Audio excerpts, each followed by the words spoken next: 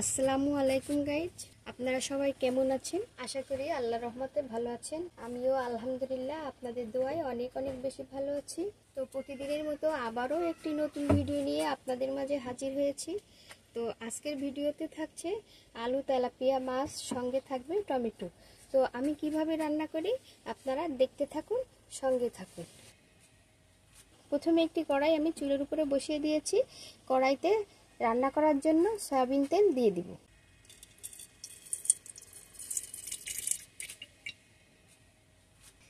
এখানে আছে পেঁয়াজ, রসুন, আদা, কাঁচামরিচ বাটা দিয়ে দিব।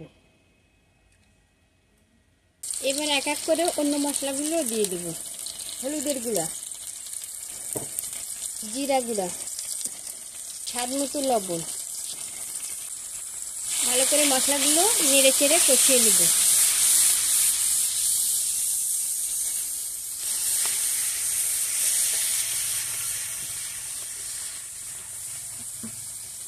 সামান্য পরিমাণে দেব শুকনো মরিচের গুঁড়া। আবার ভালো করে নেড়ে চেড়ে কষিয়ে নেব।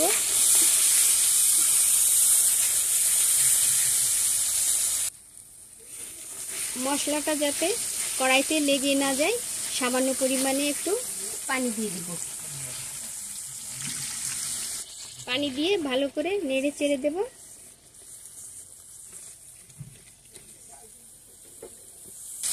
এই যে আলুগুলো আমি আগে থেকে কেটে দিয়ে রেখেছিলাম, এখন দিয়ে দেব। মশলার সঙ্গে আলুগুলো নেড়ে চেড়ে ভালো করে কষিয়ে নেব।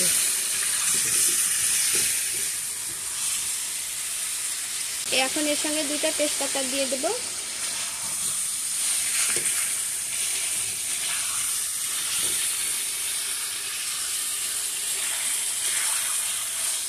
তেজপাতা কয়টা দিয়ে ভালো করে নেড়ে চেড়ে ঝোলের জন্য পানি দিয়ে দেব।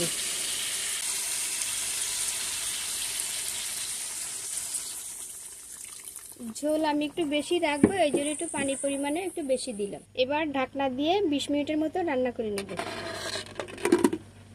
তো গাইজ, এবার আমি ঢাকনাটা নামিয়ে নেব। আলুগুলো অর্ধেকের মতো সিদ্ধ হয়ে গিয়েছে। এখন এর সঙ্গে দিয়ে দিব টমেটো।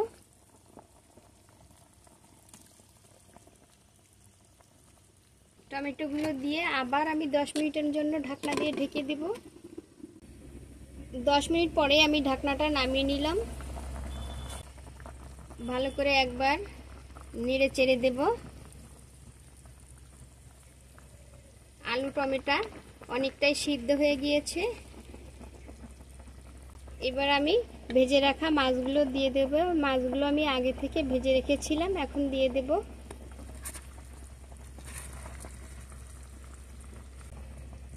মাছগুলো আমি তরকারির সঙ্গে মিশিয়ে দেব। আস্তে আস্তে আলতো করে, যাতে করে ভেঙে না যায়।